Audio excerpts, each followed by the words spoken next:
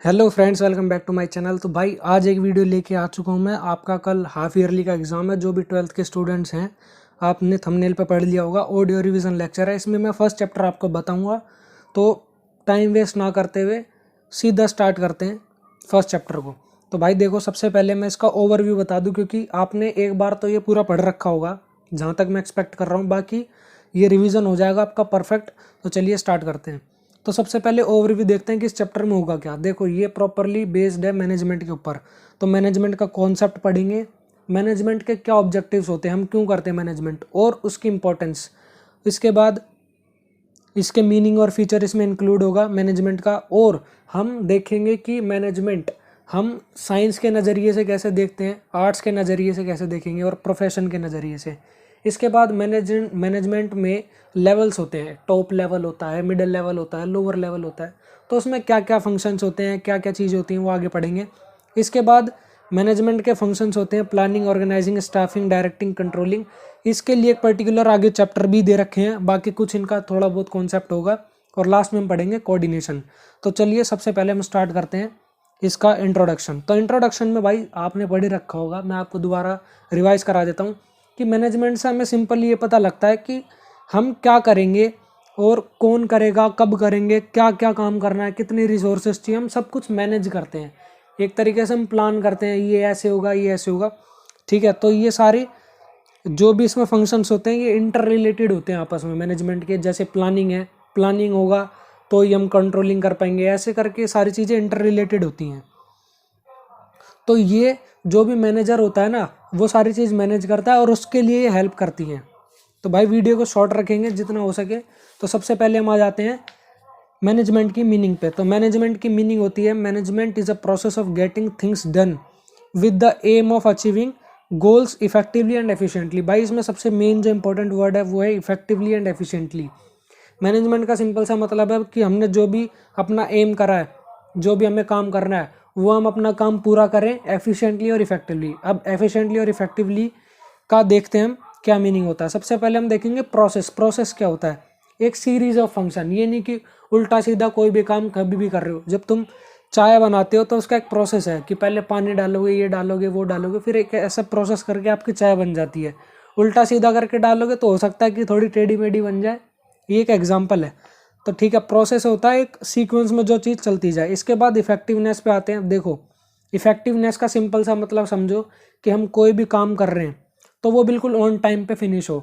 मैंने बोला भाई कल तुम्हें होमवर्क करके लाना है, तो कल तक, चाहे तुम कल सुबह करके लाओ, कैसे भी करो, आज ही कर दो, कल करोगे, लेकिन कल तक तुम्हें ऑन टाइम पे वो काम फिनिश करना है। ठीक है, तो ये होता है इफेक्टिवनेस में। इफेक्टिवनेस का मतलब क्या है? फिनिशिंग द गिवन टास्क और achieving the goal on time. इसके बाद आता है एफिशिएंसी। एफिशिएंसी का मतलब है भाई आपके ज़्यादा पैसे ना लगें, कम से कम पैसे में आपका ज़्यादा से ज़्यादा काम निपट जाए। सिंपल सी बात है। With minimum cost and optimum utilisation of resources. ठीक है, इसके बाद आगे चलते हैं। आगे इसके बाद है कैरेक्टरिस्टिक्स और फीचर्स ऑफ मैनेजमेंट। देखो भाई, ये इसका डायरेक्ट क्वेश्चन उठ के आ जाता है, आया भी हुआ है। तो चलिए स्टार्ट करते हैं इसको। तो फीचर्स ऑफ मैनेजमेंट में सबसे पहले आता है कि management is a goal oriented process. अब देखो, कैरेक्टरिस्टिक्स और फीचर्स ऑफ मैनेजमेंट, ये कैरेक्टरिस्टिक्स और फीचर्स का मतलब होता क्या है?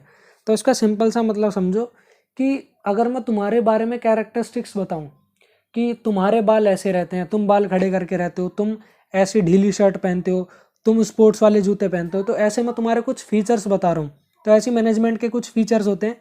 मैनेजमेंट गोल ओरिएंटेड होता है। मैनेजमेंट तुम ऐसी किसी भी चीज़ के लिए नहीं कर सकते, तो उसका कोई ना कोई गोल होता है। हमारा कोई गोल है, जैसे कि हमारा गोल है इस टाइम हाफ ईयरली में हम सारा रिवाइज कर लें और कल पेपर में हम पूरा अटेम्प्ट करें।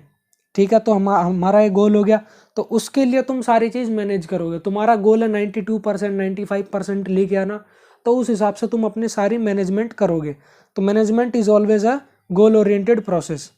और इसका मेन जो फोकस रहता है वो होता है अचीविंग द ऑर्गेनाइजेशनल ऑब्जेक्टिव। ये बात ध्यान रखना। इसके बाद आता है second point, management is pervasive. भाई सिंपल सा मतलब है, परवेसिव आपको कहीं भी देखने को मिल जाए, मतलब सारे में।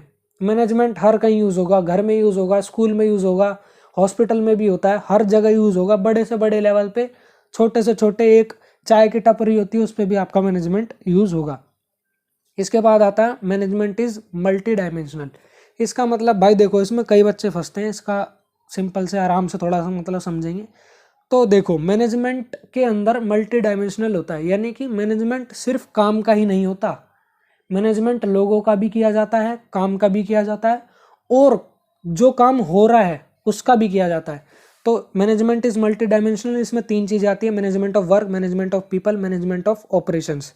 तो मैनेजमेंट ऑफ वर्क का मतलब क्या है कि जो भी काम होने वाला है उसके लिए हम सारा सेटअप कर लें, ठीक है। All organisation are set up to perform some task and goals. तो जो भी ऑर्गेनाइजेशन हमने स्टैंड आउट करी है, हमने खड़ी करी है, तो उसके कोई ना कोई काम होगा। जैसे एक ऑर्गेनाइजेशन है भाई, प्लास्टिक की बॉटल्स बनानी है, तो काम के लिए जितना भी हमारा गोल है, जो हमारा काम करने वाले हैं, उसकी सारी एक्टिविटीज़ को मैनेज करना, इसे कहेंगे मैनेजमेंट ऑफ वर्क। इसके बाद आता है मैनेजमेंट ऑफ पीपल। तुम्हारी ह्यूमन रिसोर्सेज कैसी चाहिए, कितनी चाहिए, इन सबको manage, taking care of employees individual needs, taking care of group of peoples, यानी कि एक अकेले व्यक्ति की ज़रूरत समझना भी, उसे क्या चाहिए, जो तुम्हारे एम्प्लॉय है उसको क्या चाहिए। तो ये आ जाता है मैनेजमेंट ऑफ पीपल। सिंपल सी बात है, तुम अपने एम्प्लॉय का मैनेजमेंट करना है। इसके बाद थर्ड चीज़ आती है मैनेजमेंट ऑफ ऑपरेशंस। इसमें क्या होता है, जो चीज़ चल रही है तुम्हारे ऑर्गेनाइजेशन में, तुम्हारी फैक्ट्री में काम हो रहा है, उसको कैसे मैनेजमेंट करना है, तो वो इसमें आता है। इसमें क्या क्या आएगा मैनेजमेंट ऑफ ऑपरेशन में, जैसे कि operations refers to activities of production cycle such as buying inputs, converting into them semi finished goods, finished goods.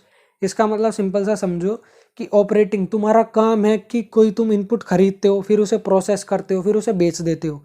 तो ये तुम्हारा मैनेजमेंट ऑफ ऑपरेशंस में आएगा कि खरीदना, प्रोसेस करना और बेचना।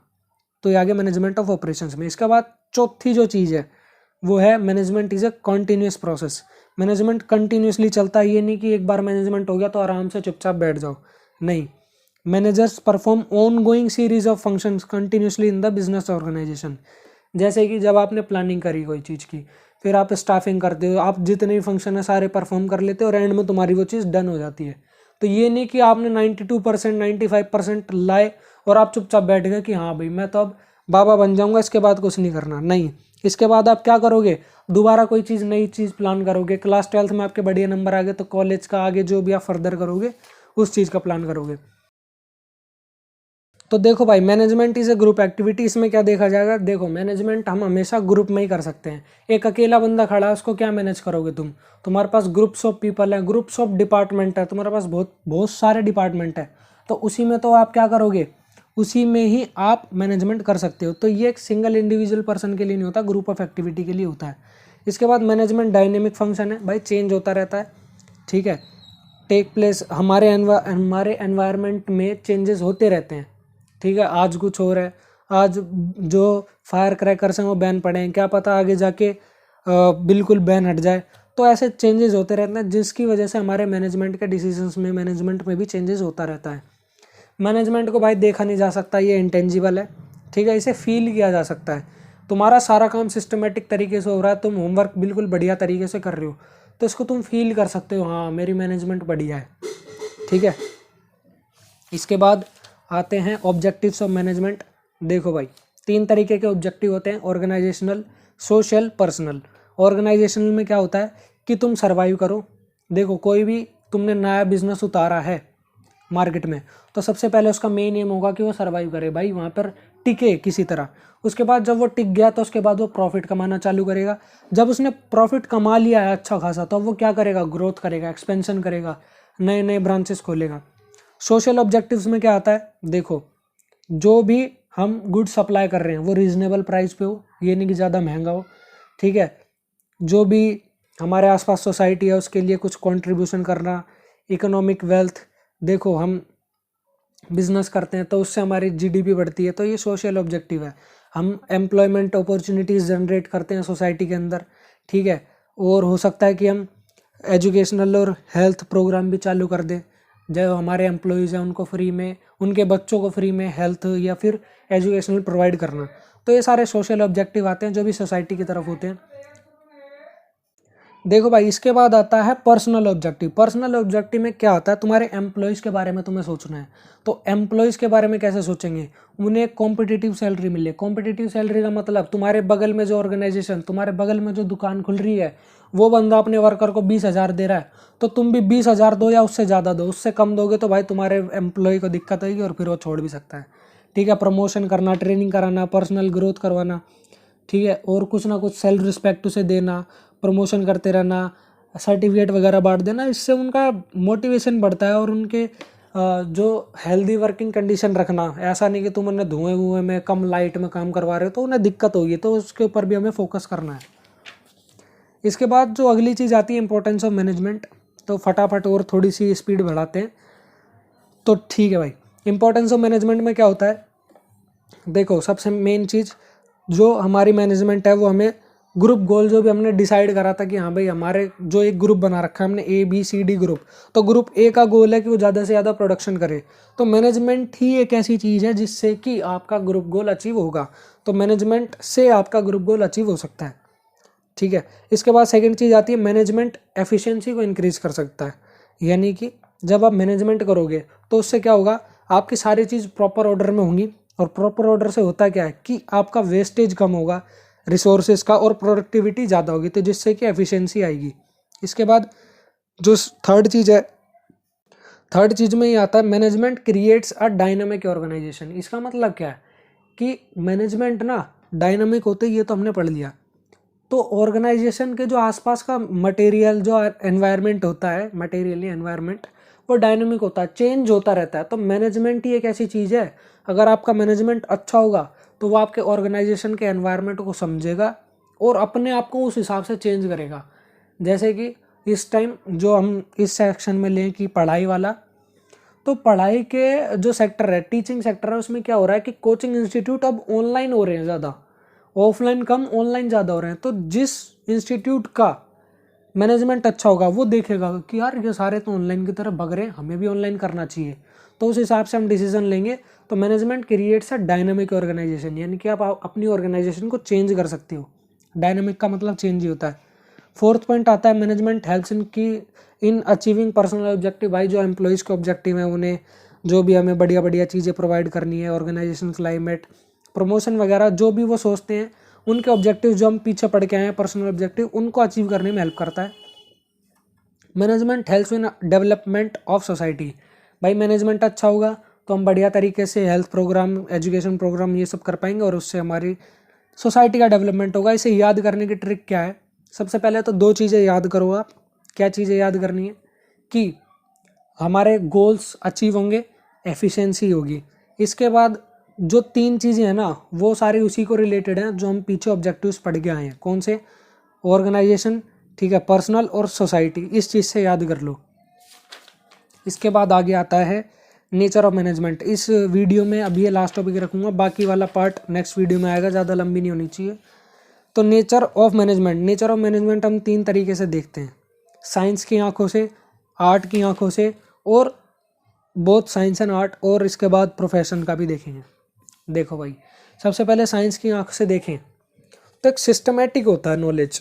तो देखो साइंस की आंख से ना तुम एक बात समझ के रखना, ज़्यादा इसमें पढ़ने की, क्योंकि आप पढ़ के आ चुके हो एक एक चीज़, एक बार मैं रिवाइज करा देता हूँ। तो साइंस की आंखों में होता क्या है कि जब आप साइंस की नज़रों से देख रहे हो तो आपको बिल्कुल एक एक्चुअल फैक्ट मिलेगा। देखो साइंस में तुम कोई भी चीज़ पढ़ते हो बिल्कुल सटीक होती है, ये नहीं कि चलो शायद ऐसा होगा, शायद नहीं होगा। साइंस में ये सब नहीं होता, साइंस में बिल्कुल एक्चुअल फैक्ट होता है।